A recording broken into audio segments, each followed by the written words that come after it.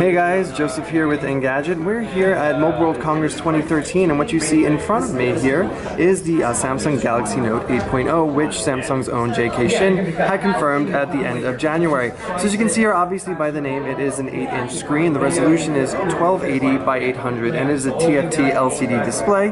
Pixel density of about 189, so compare this to something like the iPad mini, you're getting a little bit 0.1 inch more screen real estate and a bit higher resolution. Also weighs just a little bit heavier at 338 grams when compared to Apple's own small tablet.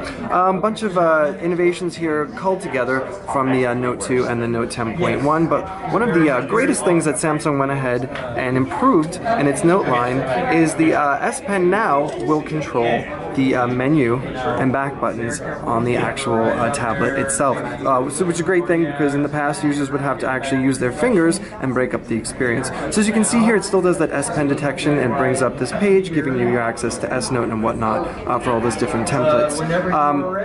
The other thing that Samsung's included here, and you can see, is we can do that multi-window multitasking aspect. So we can go ahead, we'll pull that open in the drawer, drag Chrome out by dragging and dropping, and then we'll take something like the calculator out and put it out here as well, and you can see you can do the dual screen and swap them up and down as you like. Now if we go up here and pull down the drop down menu, you can see there's something now called reading mode. So Samsung is having this Galaxy Note 8 double as an e-reader as well as a living room extension, and we'll get to that smart remote feature later, but here's reading mode.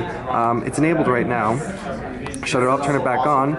It'll prompt you and let you know that the display is being optimized basically for reading, and you can go ahead and whitelist different e-reading applications like Kindle or Nook or whatnot, but basically it's so that the LCD is not burning your eyes for prolonged reading use. So let's just jump back into the home page here, and we'll go to the apps, and we'll try and find Smart Remote. Now this is obviously powered by Peel, but it's a visual programming guide, and it'll pull up your favorites, what's live on television now, and then you can go ahead and once you've hooked that up with your television, of course it works across all different manufacturers, you can go ahead and change the channel based upon what your viewing interest is. So again, this is because the research shows that about 85% of consumers are using their tablets in the living room. So we'll just go back to the home screen here, and you can see, if we just scroll through, this is Android 4.1.2 Jelly Bean with the TouchWiz skin, and inside is the Exynos 4 Quad clocked at 1.6 gigahertz and buffered by 2 gigabytes of RAM.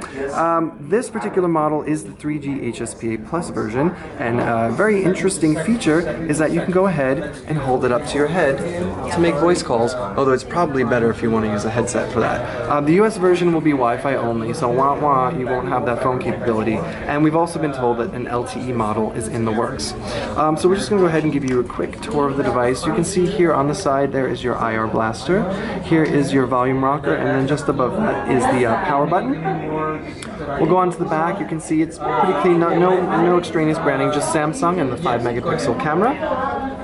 Up here is the 3.5mm headphone jack, and then if we shift it around here to this edge, you can see here are the covered flaps for micro SD and the micro SIM, which again is for the European or the global model only.